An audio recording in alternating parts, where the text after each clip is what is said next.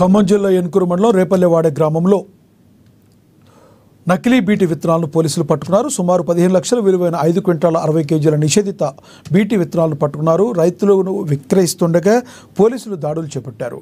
దీంతో పెద్ద ఎత్తున నకిలీ విత్తనాలను సీజ్ చేశారు. ఈ ఘటనకు పాల్పడిన 9 మంది నిందితులను పోలీసులు అరెస్టు చేశారు.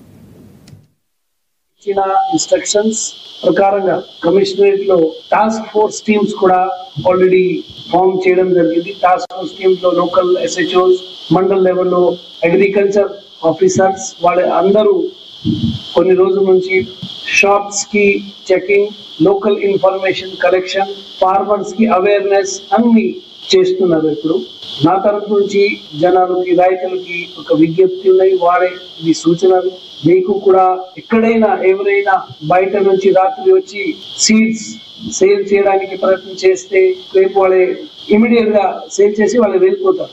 వాళ్ళ దగ్గర ఏం సర్టిఫికేట్ ఉండదు, ఏదైనా బ్రాండ్ ఉండదు, ఈ ఫేక్ సీడ్స్ ఉంటుంది, స్పూరియస్ సీడ్స్ ఉంటుంది.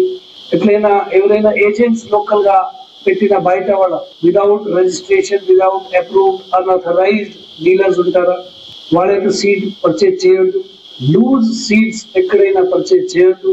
అన్బ్రాండెడ్ సీడ్స్, తర్వాత seeds packed in normal packets లో వితౌట్ బ్రాండ్, ఇది ప్రాపర్ బ్రాండ్ సర్టిఫికేషన్ లేకుండా కొన్ని పాలిథిన్ కవర్ లో ప్యాక్ చేసి సేల్ చేస్తారు. అట్లా ఎవరైనా మీకు సేల్ చేయడానికి ప్రయత్నం చేస్తే మీరు పోలీస్ కి, అగ్రికల్చర్ ఆఫీసర్స్ కి, టాస్క్ ఫోర్స్ కి ఇన్ఫర్మేషన్ ఇవ్వండి.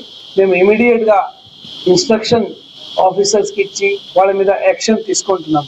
అందరికి ఇక్కడ సీడ్ కి ఇప్పుడు అవకాశం అందరికి అవసరం. ఎందుకంటే ఇప్పుడు మనకు సీజన్ వర్షాకాలం స్టార్ట్ అయిపోయింది. సో గవర్నమెంట్ తరఫు నుంచి సీడ్స్ అవైలబిలిటీ అన్ని ఉంది.